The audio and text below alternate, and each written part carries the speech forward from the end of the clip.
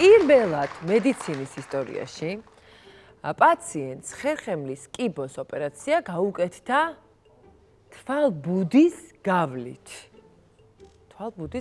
და მართლაც სასწაულია ეს, რასაც ახლა ვყვებით, ცოტა არ ჯერა კიდევაც. მართალი ნამდვილი ამბავი რო არ იყოს. რამდენად რეალურია ეს, როგორ შეიძლება რომ გაკეთდეს მართლა თვალიდან ოპერაცია ხერხემლის? ტიკა, ეს ნამდვილად ინოვაციური მიდგომაა. ამგვარი ოპერაციით არ დაზიანებულა არც ერთი სისძარღვი, არც ნერვები და არც სხვა ქსოვილები, რომლებიც აუცილებლად დაზიანდებოდა, თუ ეს ოპერაცია ჩატარდებოდა ტრადიციული მეთოდით. ესე იგი, მერილენდის სამედიცინო ცენტრმა ჩაატარა ეს ოპერაცია.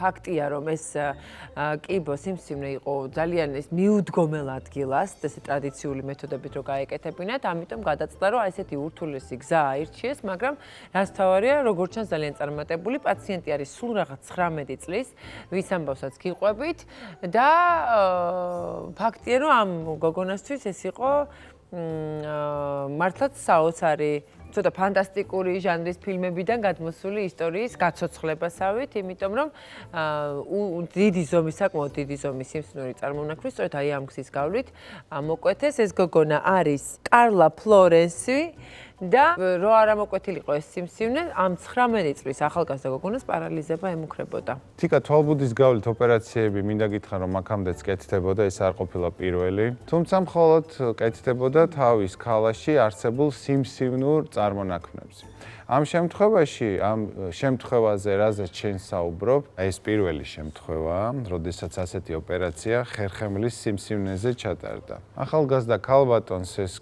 სიმსივნე ჰქონდა კისრის მალაზე განვითარებული. შეიქმნა კონსილიუმი, რამდენიმე თვე იგეგმებოდა ეს ოპერაცია და ოპერაციამდე, რა თქმა უნდა, ჩატარებული იქნა, იმიტომ რომ ინოვაციური და პირველი, ასე ვთქვათ, მეთოდი გახლავთ, ეს ამ მეთოდით სიმსივნის ამოკვეთა მოხდა სიმულაცია, ასე ვთქვათ, გავარჯიშება ბრჭყალებში ექიმების, რომ ზუსტად მომხდარიყო შესვლა, როგორც ლევანმა თქვა, ისე რომ არ ყოფილიყო არანაირი ნერვის და სისძარღვის დაზიანება და სწორედ აი ამ სიმულაციის შემდეგ ჩატარდა ეს წარმატებული ოპერაცია, რის შედეგადაც, როგორც ჩვენთვის არის ცნობილი, გოგონას არანაირი საფრთხე აღარ ემუქრება ჯანმრთელობის კუთხით და როგორც ჯანმრთელობით, ასევე ფიზიკურადაც არანაირი, ასე ვთქვათ, ცვლილება და დეფექტი არ გააჩნია. მართლაც სასწაულია, რომ არ გაეკეთებინათ ამ გზით, როგორც ჩანს, საერთოდ შეუძლებელი იქნებოდა ამ სიმსივნის ამოკვეთა და ასევე ნერვებისთვის აღმოჩნდებოდა საკმაოდ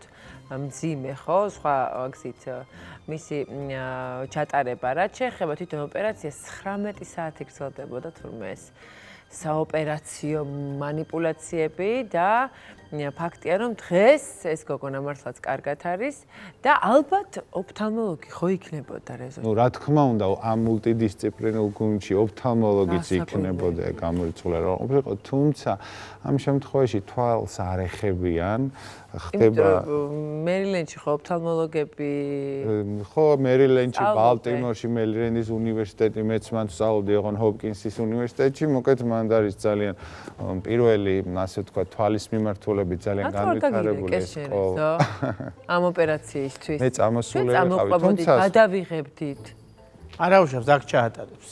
თუმცა მაგ დროს მეც რომ ვსწავლობდი, უამრავი, ასე ვთქვათ, სამეცნიერო კვლევები ტარდებოდა, მე სანამ წამოვიდოდი და როგორც ჩანს, დახვეწეს ტექნოლოგიები 10 წლის შემდეგ და მოკლედ ამ შემთხვევაში რომ გითხრათ, ესე იგი თვალს არ ეხებიან, არც თვალის მხედველობის ნერვს, უბრალოდ იმ სივრციდან მარტივად რომ ვთქვათ ჩვენ მაყურებელთ, სადაც თვალის ბუდი არის მოსთავსებული, ძლოვანი, ასე ვთქვათ. ხო შეიძლება შესვლას ოფთალმოლოგი აკეთებს, რომ მართლა არის არა, შესაძლოა საწყის მონიტორინგს და ასე ვთქვათ, გარკვეულ მითითებებს, ნეიროქირურგიულია უფრო ეს ოპერაცია, როგორც ასე ვთქვათ, აი მარტივი მაგალითისთვის ადენომა არის, ხო?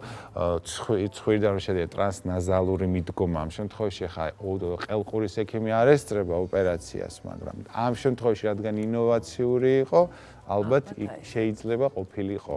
ნუ ყოველ შემთხვევაში ფაქტია, რომ კარგად დაესწრნენ, ვინც დაესწრნენ, რადგანაც კარლა არის შესანიშნავად ყოჩა მერილენდის ამ სამედიცინო ცენტრს, რომელშიც განხორციელდა ეს პირველი ოპერაცია, სწორედ ასეთი გზით, ხერხემლის ქირურგია.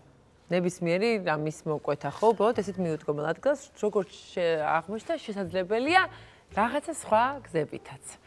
რა საინტერესო იყო რა.